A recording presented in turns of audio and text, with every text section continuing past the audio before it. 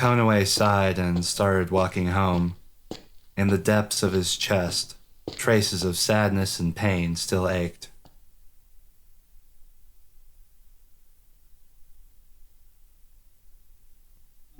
Feelings of sadness and pain, were those part of love and affection too? His mother and father must have felt that way.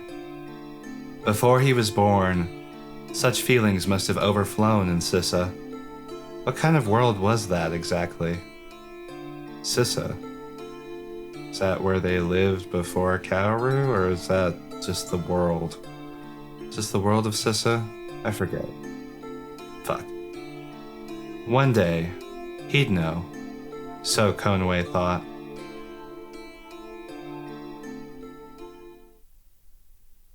After 2 evenings, the nightmare returned a third time.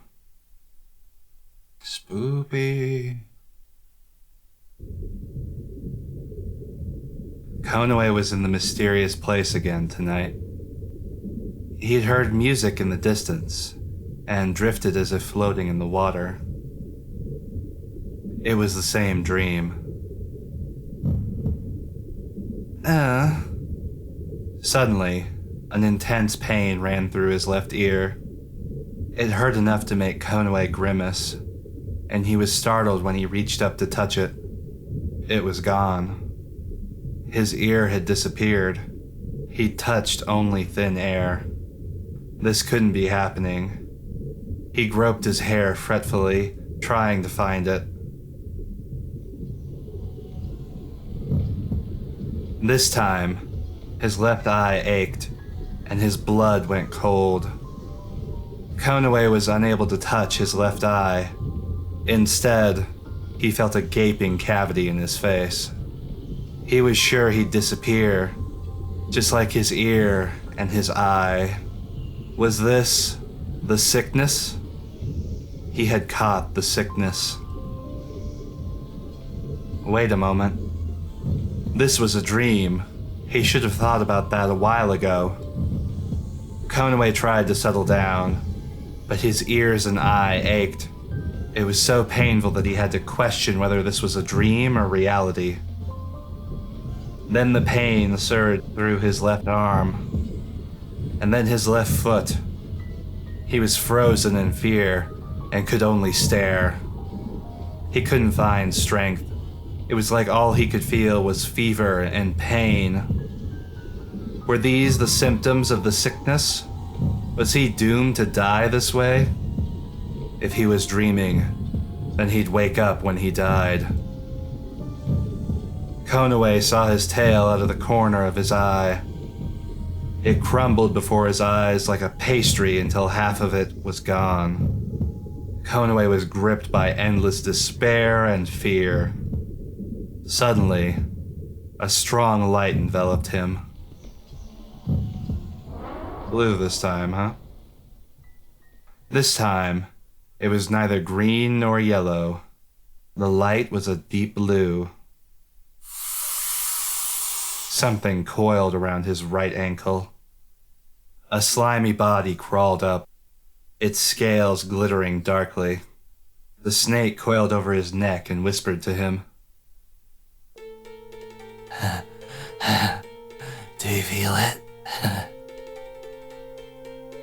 It didn't constrict him, but Konoe was gripped with feelings of sadness. Even though he didn't want to cry, the tears came anyway. Do you feel it? Overflowing from my scales, my tongue, my eyes, my heartbeat, my existence. Do you feel it? The blue snake questioned him, but Konoe was in no state to answer. Suddenly, Konoe's eyes felt hot, and tears streamed down his cheeks. They overflowed and did not stop. He felt something wet on his left cheek. Tears must have been flowing from the darkness of his eye socket. Answer me. What am I to you? What do you feel?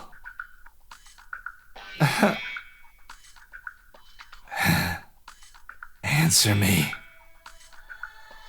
As he wept, Konoe remembered the green and yellow snakes. He could not be freed from this heavy sorrow unless he thought of an answer.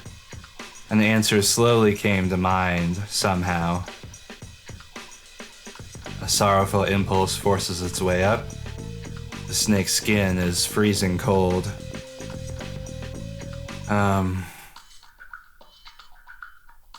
Okay. When Konoe thought of his answer, the blue snake stopped moving. Sad feelings poured out of his heart. The tears stopped. Konoe tried to shake off the snake while he suppressed his sobs.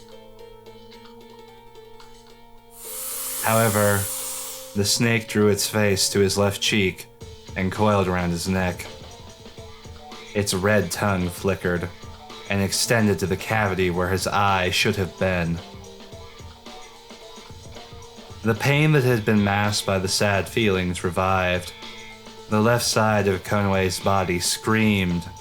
The snake's tongue touched at the depths of Konoe's eye socket. Konoe felt a sharp pain. Stop, he groaned through gritted teeth. The snake slithered over the left side of Konoe's body, as if pitying the parts he had lost, comforting him. But even if the touches were meant to be kind, Konoe could only feel pain. Pain like his nerves were laid bare.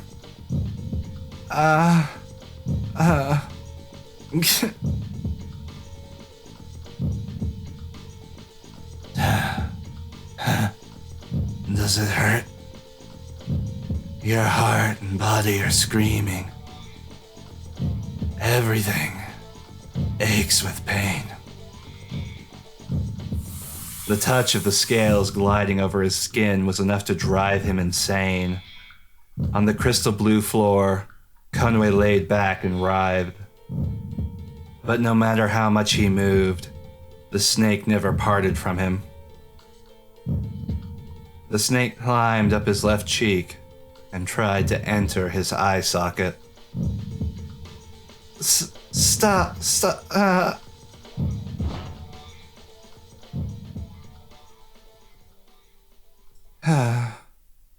Konoe jolted awake, his thoughts a disorganized mess.